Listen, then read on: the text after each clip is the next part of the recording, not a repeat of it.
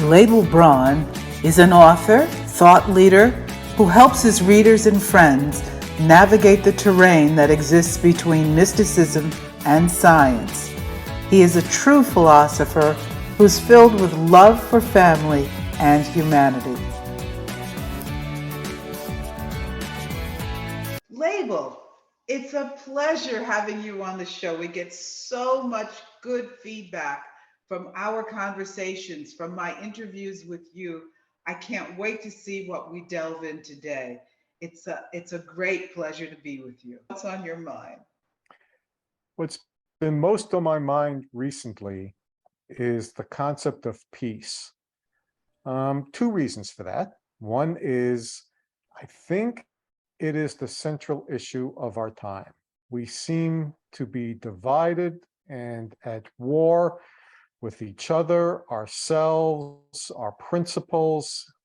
Second is that recently I was diagnosed with kidney cancer. And the most amazing discovery to me was that I was at peace with it. And as you probably know from personal experience, I have not always been a person at peace. As a matter of fact, it's probably been a little bit more to the other end. And that was okay for then, because that caused the kind of agitation that caused me to explore and learn and grow. But peace was not a hallmark of my character, and yet I was truly, truly at peace with this. So I did a little archaeological dig into my own soul to kind of find out, how did this happen? How did I become a person of peace? And so it was, how am I a different person now than I was when I was not feeling at peace? Well, let's examine the story because there are many Sure. people who are experiencing cancer. There are many Hmm. who have relatives or friends who have suffered cancer. Hmm. So it is not a peaceful journey. What is your situation now? Are you well? And take us through the discovery of the diagnosis and how your reaction was discovered. The discovery of the diagnosis was actually providential, and have a wonderful new personal care primary care physician. And he looked at those numbers and he said those numbers were a little off. And I said, "Oh, don't worry about them. I have the history here. They're not very different than they were before." So, and I was always told that not to worry about them. He said, "Not me," referring to himself. "When I see those numbers, I do I think the equivalent of a sonogram." And they investigated my innards with sound, and they found a tumor growing there. And that was how I found it. And it was, again, providential. Had I not moved up here, I would not have found it until it was too late. As it was, when they finally did examine the kidney after they had taken it out, they found it was very, very, very close to the renal vein. And had it gotten to the renal vein, that would have given it a superhighway to my heart and all the other organs in my body. So some hand guided me, "Get thee to New Hampshire and find the tumor." So that's how I found it.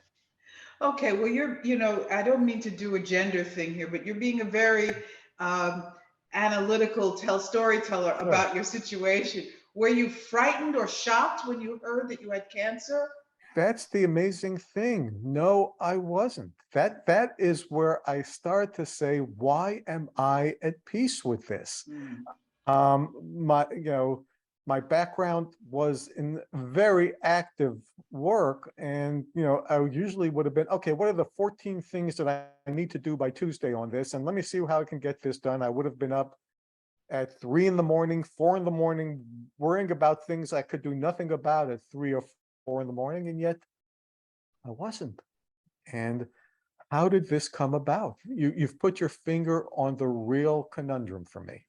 I'm sure that people listening or watching would like to know how you are now. peace seems to have a very good influence on the body.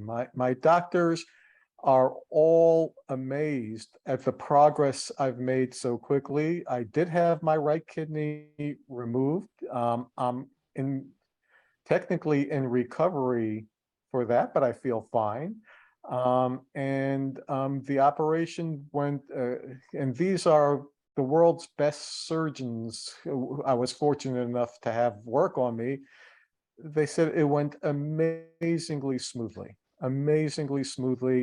And my nephrologist, that's my kidney doctor, told my wife that she's going to have to put up with me for a long time. So I think peace has a really good prophylactic influence on the body. So, pillars of peace. Yes. What did you mean by that in the email to me? So what I meant is there are certain foundations to achieving peace. My peace is not going to be the same as anybody else's peace. I once read a bumper sticker, was one of my favorite ones, that said, "You are totally unique, just like everyone else." So, and we're all unique and have a unique experience, but we have one thing in common. We live in the same universe, and we are subject to the same universal laws. And that's where my archaeological dig led me to, that I've spent the last 10 years really focused on universal laws and how they apply to life. Um, Many people think that's too esoteric. What do I care what a quantum particle does? Well, you're made up of quantum particles. It does affect how you are. So I was looking for what the universal characteristics are that could serve as a foundation for people to build their own journey to peace. And these characteristics are important because it occurs to me, and I hope others will agree with me, but it's okay if they don't, but it occurs to me, we can never truly be at peace until we are aligned with the characteristics of the universe we live in. If you are not aligned with those characteristics, you might be at peace in some other universe, but not in this one, because that's what pervades the universe, pervades our bodies, our brains, our lives, and we have to be aligned with them. Well, it would be easy to be aligned with something you understand. How can you be aligned with what is fundamentally a mystery for most people? Thanks to progress in science, philosophy, spirituality, these aren't truly mysteries Hmm. anymore. And I've boiled them down to 4 characteristics that I think are really accessible and understandable to anybody. I call this the Q's, and by Q's I mean Cues. And I absolutely hate acronyms, Phyllis. I hate them because I find too often people come up with the acronym first and then try to bend the theory to fit the acronym. But in this case, I was on a walk with my wonderful wife, and we were discussing some of these concepts. And I named the 4 things that I had come up with, and she said, "Oh, do you realize that spells cues?" I said, "No, I did not realize that." And it's perfect because I think people can use these as cues in their own search. So, not to prolong the mystery, the 4 cues are connection. We live in an exquisitely connected universe. And we can get into a little bit deeper into all of these. This is an uncertain universe. We like to believe in control. The human brain loves certainty. It rewards itself with dopamine every time we fool ourselves into believing we're certain about something. And it will give us illusions to make us feel like we're certain about something. We live in an entropic universe. That means things run down, things end. And we live in a subjective universe.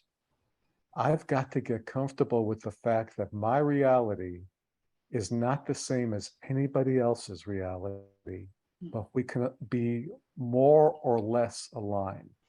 So these are four major characteristics of the universe.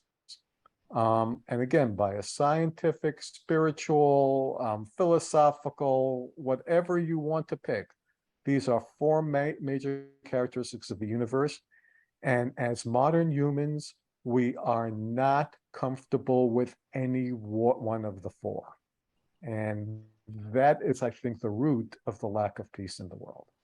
So let's say the four quickly: connection, uncertainty, the next, Entropy entropy, and subjective. and subjective. Okay, good. So let's start with connection. Let's say, what do you mean by connection? Because there are lots of people alone in their cells, alone in their apartments, alone on the train, alone on the highway. What do you mean by connection? What I mean is that the idea that we are alone and cut off is an illusion. Because the human brain is not comfortable with any four of those, and mostly with connection, it creates illusions, such as the illusion of the self, that we can be alone, that there is a self to be alone, rather than a particular expression of the universe, and that it is not connected to anything. At the moment that we're alone, and yes, I understand the concept of aloneness, and yes, I understand what a terrible thing it can be when we fall deeply into that illusion, so much so that there is a movement afoot, which I fully support, to define solitary confinement as a cruel and unusual punishment. We yearn for connection. We yearn for what we know is reality, which is connection, not aloneness, which is illusion. But everybody who's touched you in the past, everybody you've touched in the past, everybody you care about right now, everybody you will come to care about is with you in that cell and in that moment. Every subatomic particle in our universe is breaking Einstein's law of relativity and the limitation of the speed of light by being instantaneously affected and affecting other particles in the universe. The universe is exquisitely connected, so that talking about an individual human being is just a convenient lie. It helps us believe there is an us. Well, now you're going to go into very deep stuff. I think we're going to have to make sure that this is something we pick up on in future interviews. But Sure. let's give it a try, because you're tapping into one of the most controversial concepts in the history of mankind, and that is the fact that we are individuals or we are a part of a collective. And I don't mean the political sense of collective, but that we are all united in some way, because it's not our experience. Lable. When I sit in my chair and turn on my TV, I don't think I'm connected to anyone. But you're saying that that is where the illusion is. Yes. Okay. And, it's not a novel thought on my part. Deep thinkers have been telling us this forever, but our brain likes to create an ego, a self that is different and separable from everybody else. What we are finding now, more than any other time, I believe, in our history, is this is dangerous. when we believe that we can look into only our own narrow self-interest and not care about its effect on others, we do very terrible things. Hmm. And it's based on an illusion. There is no way that anybody in this world, anybody, can be suffering and not have an impact on me or on this illusion of me. Yeah. We're all breathing the same air. We're Mhm. all getting the same sunlight. I'm just taking it down from the quantum physics just for a moment. There are some Sure. things that we all share constantly. Yes. Yes. So that's true. We think that we can just do something in one isolated place and Hmm. that it has no impact. But we've even noticed from the conflict in Ukraine Yes. that it's had a tremendous impact on the entire world. Right. You know, shortages of grain in Africa, raising of the cost of living in Europe and in the United States. The war in the Ukraine has affected all of us. Yes. So, and I'm sure that famine in Africa or some of the suffering in Siberia affects us. I mean, it's not, I think you're on a key point. I'm just taking it down Sure. to grasp at the smaller aspects of it. But continue. So we've established connectedness a bit by what you mean there. Can Let's I say talk one to more thing about connectedness, sure, though, Phyllis? sure, of I course. think it was the most important element in my being at peace with my cancer Hmm. because I have a deep, deep, let's say feeling rather than belief. It's not intellectual, just a deep, deep feeling that all that happens at death is we lose our illusion of separateness. That's what happens. Hmm. Our subatomic particles are free, not constrained by our brain's need for an ego, to go play with all the other subatomic particles in the universe. That's what happens at death. So death is not fearful to me. That time is not fundamental. It's not that everything else arises from time and space. Time and space themselves arise from something else. And do you know what that is? Entanglement, connection. Connection creates time and space. And if we talk about it at a much more basic level than that, it becomes evident. What is time except the motion and interaction of lives with each other? What is space except the relativity of one um, experience to another? Time is not fundamental. Space is not fundamental. Connection is fundamental. Hmm. Well, that brings us to the next big one, which Sure. really you've created without effort, which is uncertainty. Because Indeed. although you're saying these things, I am experiencing a great deal of uncertainty about Mhm. those concepts. And that's good. That's good. You know, uncertainty, the basic nature of the universe is that at its most basic level, we can't predict what is going to happen.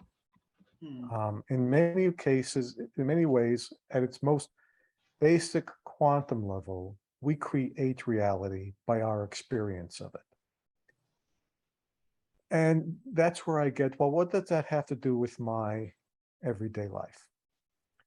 Well, we think because we're made up of a lot of subatomic particles, a tremendous number, that at our level, uncertainty disappears. And, you know, if you want, there's an old saying, if you want to hear really deep laughter, tell God your plans, you know. um, things don't go as planned. Um, there is a basic uncertainty to life.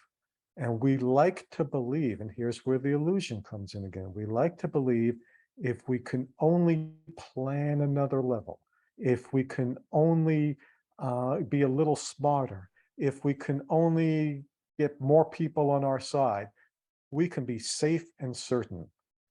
And that's where you hear the deep laughter come in. We are chasing something that is not possible. What we have to do is get beyond the illusion and accept the uncertainty of life. There's a wonderful concept that the Buddhists hold, that pain in life is inevitable, but suffering is optional. And suffering comes from the belief it shouldn't be this way. This could be happening to someone else. It shouldn't be happening to me. I did all the right things. This shouldn't have happened to me. Well, you know what? Sorry, we live in an uncertain universe. And if we want to eliminate suffering, we have to get comfortable with the uncertainty of life. Well, I think that that's very powerful. I have to push back a little bit Please. because one of the great inequities in our world is that some people seem to have more suffering than others. Mhm. And if we use your premise from the very beginning that we're all connected, um, there must be something wrong with the fact that there are huge numbers of people in deep suffering Yes. and that we haven't been able to pull people out of that situation. And I don't think it's just a matter of accepting the situation. I think that's not what you mean. No, not at So, all. so we need to clarify that. So I'd like to make a distinction there. And by this, I don't mean just mere wordplay. Mhm. I'd like to, as I said, separate out pain and suffering. And pain is something that we cause each other by what we do. Pain is not equally distributed. Um, Pain is definitely something we have to address. How do we reduce the amount of pain we cause? Suffering is how we react to pain, and that is different for everybody. So there are people who have an undue allotment of pain, but aren't suffering as much as many multimillionaire, CEOs that I know of, because it's self-inflicted, and people inflict the suffering on themselves. Now, the fact that pain is not equally distributed is something we should and have to address, because the universe doesn't spread out the pain unequally. We do. Just by mere chance, we should each get an equal amount of pain in our lives, with maybe some rounding error here or there. But we try to set up systems because, again, go back to number one, connected. We have an ego that doesn't want the pain to land on us. Let me figure out a systematic way to make the pain land on somebody else. And that is atrocious. And Well, there's also, also it's a way wait, never to be wait, appeased. Yeah, go wait. ahead. I want to go back. I thought you were going to say Sure. something else. I thought you were Mhm. going to say that the neutral concept of connection there is that we do work to make sure the pain doesn't land on us. I don't agree that every human being thinks about how to make the pain land on someone else. No, no, no, no. I say that there are those who create systems to make the I see. pain land on somewhere else than themselves, and Okay. then those that are most like them. And because we have this illusion of being separate, we tend to link on to people that are most like ourselves and exclude others. Um, there are people who are wonderful to the people in their own town, but terrible to other people. And within their own town, they're wonderful to people who look just like them who, do the same things they do, and terrible to other people who don't. It's all because we have, going back to the first one, which I do think is the key one, connection, because we have this illusion of a self. And it also causes us not to grow or change. The thing the ego is the most afraid of is death. And it feels that if you change, you will turn into another ego. And that ego you have now will die. If you allow a new belief to sneak its way into your system, if you allow yourself to believe that those others should have the same rights and opportunities that I do, if you allow this, if you allow that, I as an ego will die. And that is the one thing that the ego will fight against and keeps us from growing and changing. Hmm. So just for the sake of time, and we may Sure, have to go for another one, um, we get to entropy. sure. So what about entropy? What do you mean by entropy? Entropy is the fact that I'm going to have to use the technical term to start with here, right? Okay, okay. In a closed system, everything becomes more chaotic. That order decreases in an enclosed system. But we look at the earth and we say, oh, but things grow here. We are made up of very complex molecules. Doesn't that go against the law of entropy? And the key word is a closed system. So a lot of the order that we have on Earth comes from the sun, which by the way, is running down. We've got about, I guess, about another 5.5 billion years to go before the sun goes away. So the reduction of entropy on Earth is paid for by an increase of entropy on the sun. So let's link back to what we were just talking about. If I'm feeling that there's too much pain that's headed my way because things are becoming disordered and things are not going to go the way that I like, I've got to open up the box and send some of that entropy somewhere else.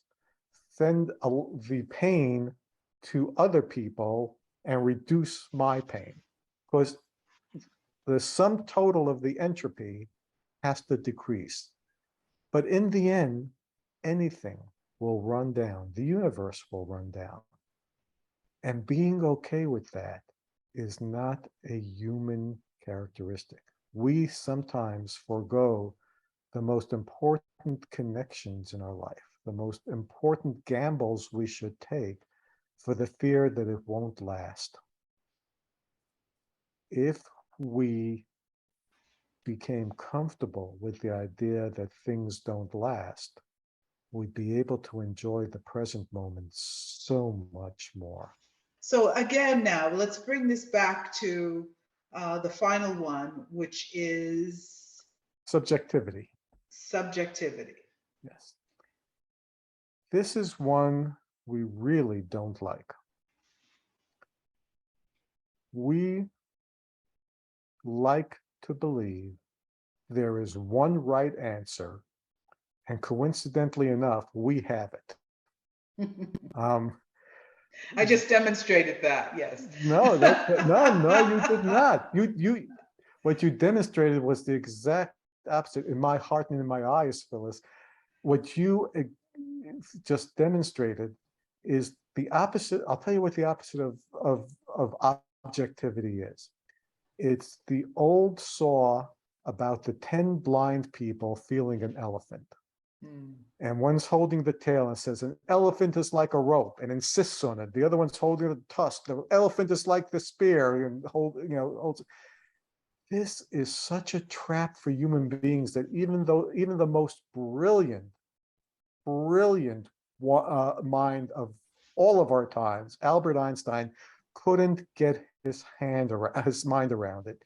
he rejected quantum physics. He didn't say quantum physics was wrong because it met all the experiments we threw at it, but that it was incomplete. There's got to be a right answer, a certain answer somewhere. We just haven't found it yet. And then a lot of very good scientists proved that no, it's not incomplete. It is the way it is.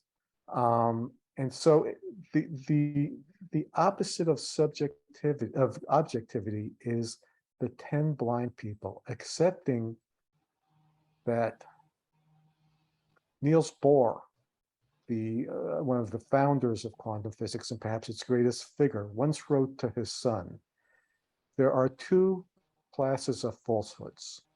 There are trivial, or two classes of truths. There are trivial truths and there are truly deep truths. And the opposite of a trivial truth is a lie. But the opposite of a truly deep truth is often another truly deep truth. Hmm. The understanding that somebody who sees it differently than us is not seeing it incorrectly or dangerously, is seeing another part of this elephant that's the universe. Oh, that's an extraordinary explanation. So I interrupted your subjective No, discussion. no, What you else do made you it want to happen. say? Okay, good. It's So that cues. the only thing that I'd say about subjectivity is if you want to be a person of peace, avoid people who are right.